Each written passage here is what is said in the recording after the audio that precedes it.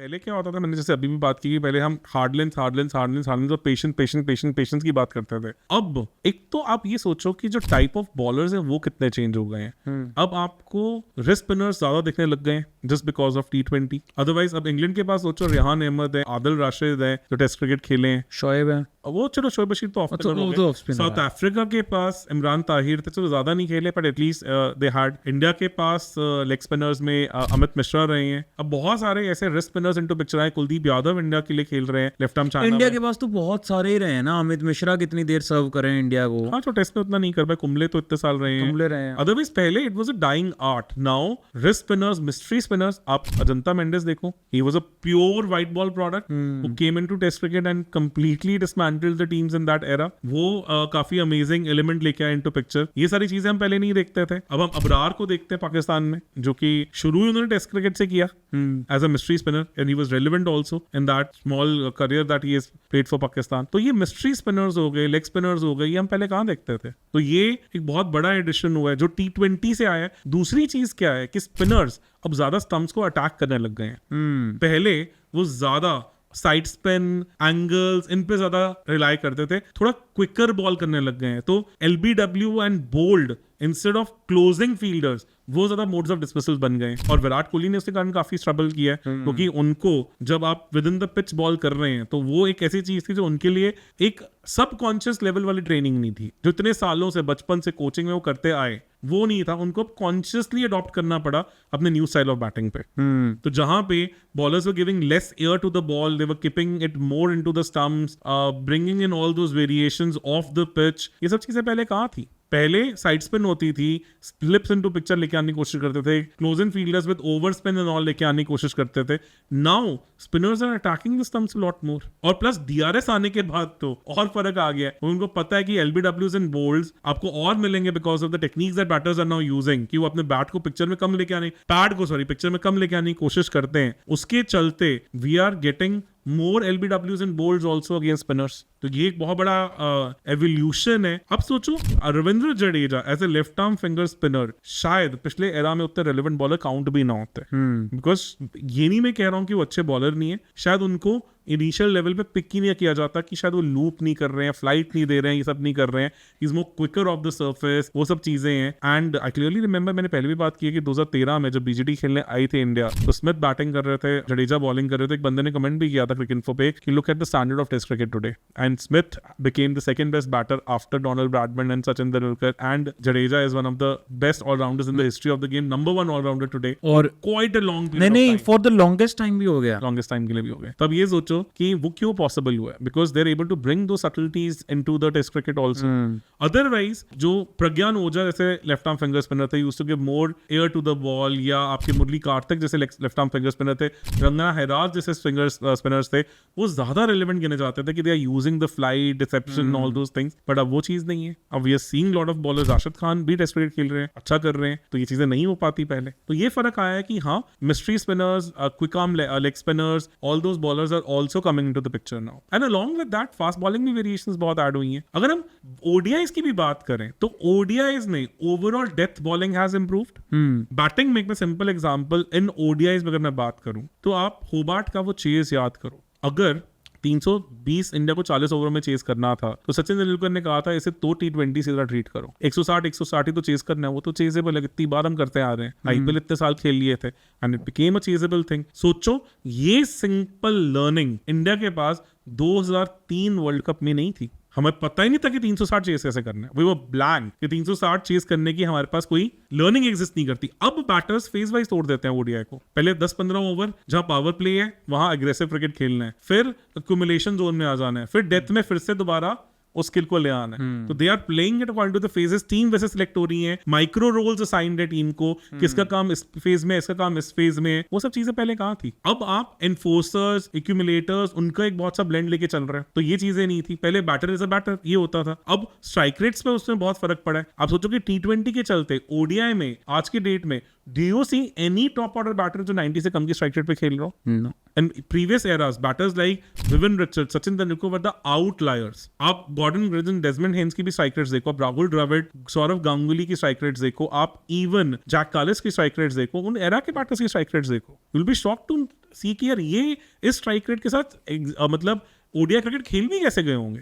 और आज की डेट में आप सोचो कि रोहित शर्मा पावर प्ले में आके 121 के स्ट्राइक रेट से खेल रहे हैं, तो ये सब चीजें क्यों हुई है कि एवोल्यूशन कहां से हुआ है? This has happened because of T20 cricket that ODI has also become fast pace. 350 का चेज आज भी बहुत बड़ा चेज नहीं लगता है ना। हमने 400 भी चेज होते देखे हैं, तो उसके लिए टेम्पलेट एग्जिस्ट करता है। लोग उस तरह से चलते हैं कि हाँ 35 ओवर तक यहाँ पहुंच रहा है, 30 ओवर तक यहाँ पहुंच रहा है, इतने ओवर में इतने को डबल कर देना है। ये चीजें पहले नहीं थी। एक चीज जो खास करके हमने वैसे विराट कोहली एरा में भी देखा, वो था फिटनेस एंड फील्डिंग। नहीं, उससे भी पहले एक छोटा सा पॉइंट और शेयर करना चाहूंगा, जस्ट बिकॉज अपनी डिस्कशन चल रहा था। अब प्रैक्टिकली स्पीकिंग ये सोचो कि सबसे डिफेंसिव फॉर्मेट कौन सा है एज अ बॉलर?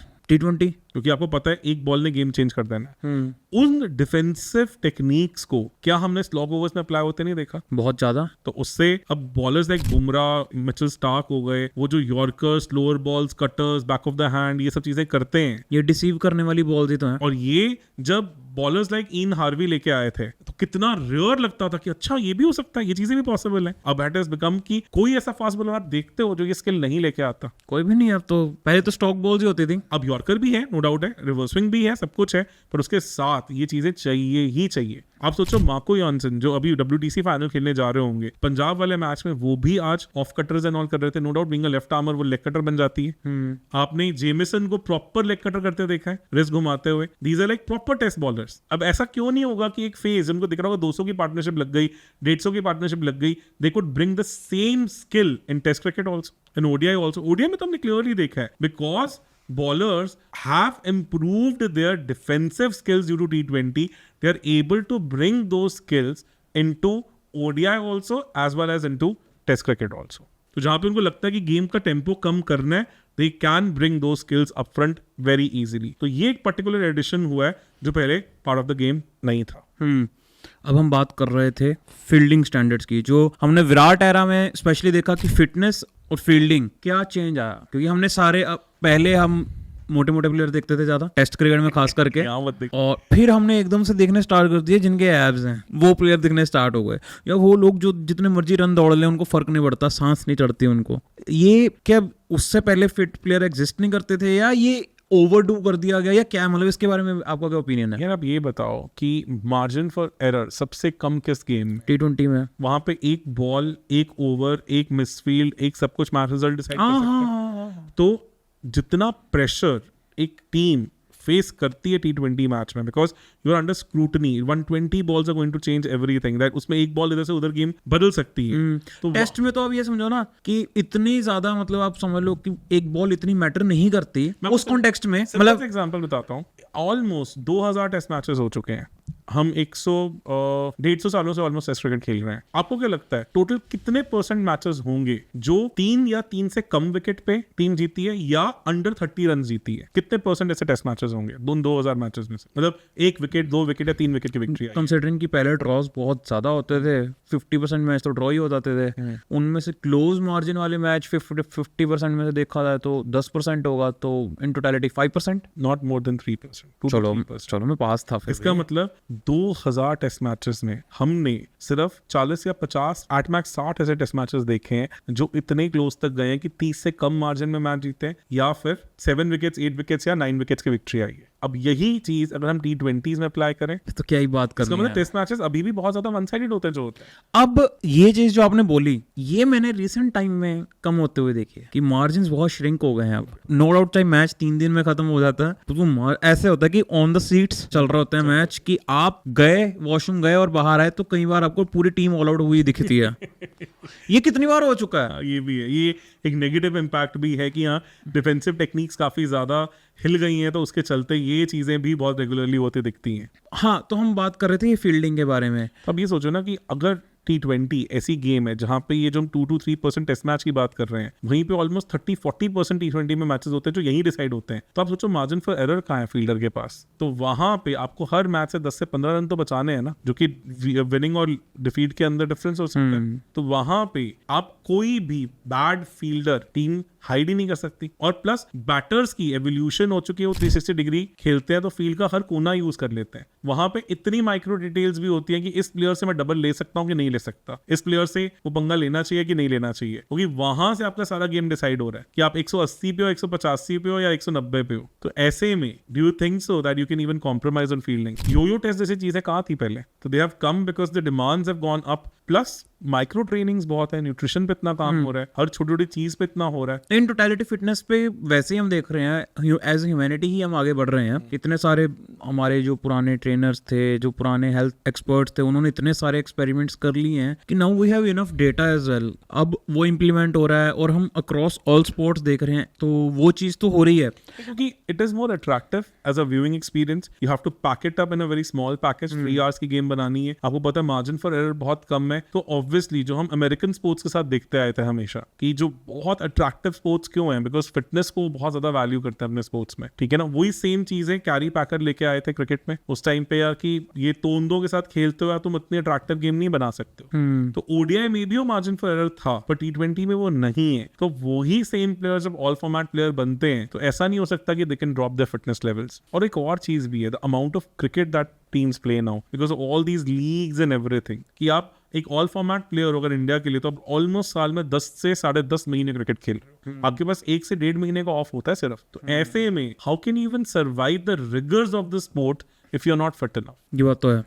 पर जहां हमने फील्डिंग के स्टैंडर्ड्स, एक्स्ट्राऑर्डिनरी कैचेस ग्राउंड पे लेते हुए देखे, वहीं पे हमने स्लिप कैचिंग की क्वालिटी गिरते हुए देखी। कंसंट्रेशन पे तो इम्पैक्ट पड़ा ही है ना, वो तो बैट्समैनशिप में भी ये है ना, मतलब स्लिप कैचिंग बुरी तो हुई है ना, नो डाउट अबाउट इट। और स्लिप कैचिंग में सबसे हैरान होने वाली बात है कि जो ग्राउंड फील्डर्स जितने एक्सेप्शनल हैं, हम उनको ड्रॉप करते हुए देखते हैं slip catches. Slip is more about patience. Slip catching हमेशा लिंक्ड होती है with those players who are also exceptional batters, because test cricket में आपके पास एज अ बैट्समैन एरर नहीं है कर सकते आप। अपनी आपके कंसंट्रेशन में 1 सेकंड का लैप्स दिखाया और उस टाइम के बाद आप पवेलियन में बैठे हो, और शायद अगले 2 दिन के लिए पवेलियन में बैठे हो, तभी आप हमेशा देखना हर टीम का most of the time top order batters he slip में होते हैं, because they are supposed to concentrate for longer period of time. अब because longer period of time के लिए कॉन्सेंट्रेशन लेवल्स ही कम हो गए हैं, तो that particular thing has impacted the slip fielding also. I am glad you brought this point up कि slip fielding का standard definitely कम हुआ है बिकॉज कॉन्सेंट्रेशन लेवल्स पे इम्पैक्ट पड़ा, बिकॉज